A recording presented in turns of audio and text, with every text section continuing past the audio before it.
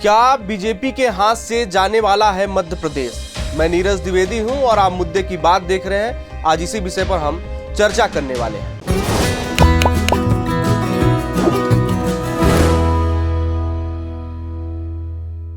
कर्नाटक चुनाव में मिली हार के साथ ही दक्षिण भारत में भाजपा का सुपड़ा साफ हो गया है, क्योंकि दक्षिण भारत में कर्नाटक बीजेपी का एक गढ़ था, वह भी हाथ से चला गया। चुनाव का शोर थमने के बाद अब भाजपा में हार के कारणों पर मंथन का दौर शुरू हो गया है।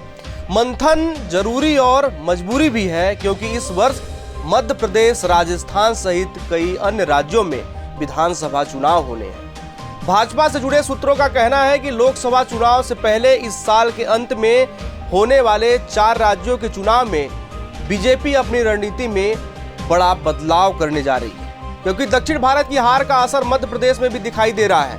कर्नाटक विधानसभा चुनाव के परिणाम आते ही 13 मई की शाम को मध्य प्रदेश की राजधानी स्थित कांग्रेस दफ्तर पर जोरदार आतिशबाजी और नारेबाजी में मगन कार्यकर्ताओं की भीड़ को संबोधित करते हुए प्रदेश के पूर्व मुख्यमंत्री और पीसीसी चीफ कमलनाथ ने कहा था कि कर्नाटक में कांग्रेस की जीत असल में कार्यकर्ताओं और बजरंग बली की जीत है, और ऐसी ही जीत मध्य प्रदेश में भी दोहराई जाएगी, जिसके बाद से ही प्रदेश की भाजपा में अच्छी खासी हलचल देखने को मिल रही है। हालांकि अब तक बीजेपी के खेमे से किसी की भी कोई प्रतिक्रिया सामने नहीं आई है, लेकिन राजनीतिक पंडितों के अनुसार मध्य प्रदेश में बीजेपी की ये चुप्पी बहुत कुछ कह रही है, क्योंकि सियासत में यह जरूरी नहीं है कि हर सवाल का जवाब मुख से दिया जाए, कुछ जवाब अपने काम से भी दिए जा सकते हैं।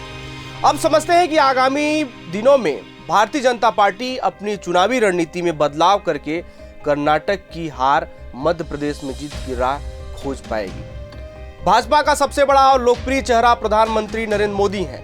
देश की सत्ता में कांग्रेस को बाहर का रास्ता दिखाने और पीएम के तौर पर 9 वर्षों का लंबा सफर बिताने के बाद भी प्रधानमंत्री की लोकप्रियता बरकरार है। आपने देखा होगा कि अब तक भाजपा देश के कई राज्यों में चुनाव पीएम के चेहरे पर लड़ती है, मगर कर्नाटक में बदलाव करते हुए पीएम के साथ ही भाजपा ने कुछ स्थानीय नेतृत्व को भी चुनाव प्रचार की जिम्मेदारी सौंपी थी। चुनाव परिणाम देखकर यह साफ हो जाता है कि प्रदेश की जनता को यह बदलाव बिल्कुल भी रास नहीं आया।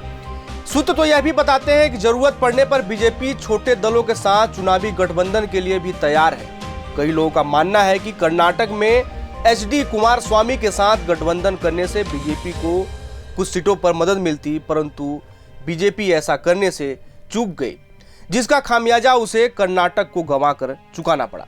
ऐसा माना जा रहा है कि बीजेपी को पूरी तरह से केंद्रीय नेतृत्व और राज्य के मुख्यमंत्रियों पर निर्भर रहने के बजाय स्थानीय नेताओं पर भी ध्यान केंद्रित करना होगा, जैसा कि इस बार कर्नाटक में कांग्रेस ने किया। कांग्रेस ने स्थानीय नेताओं को अपनी चुनावी प्रचार की बागडोर सौंपी।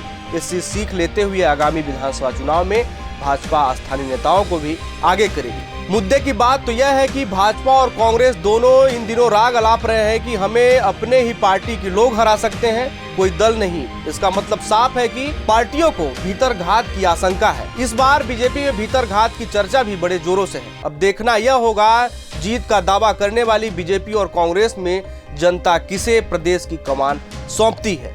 मुद्दे की बात में फिलहाल इतना ही। अन्य खबरों के लिए आप देखते रहिए प्रदेश तक। जय हिंद।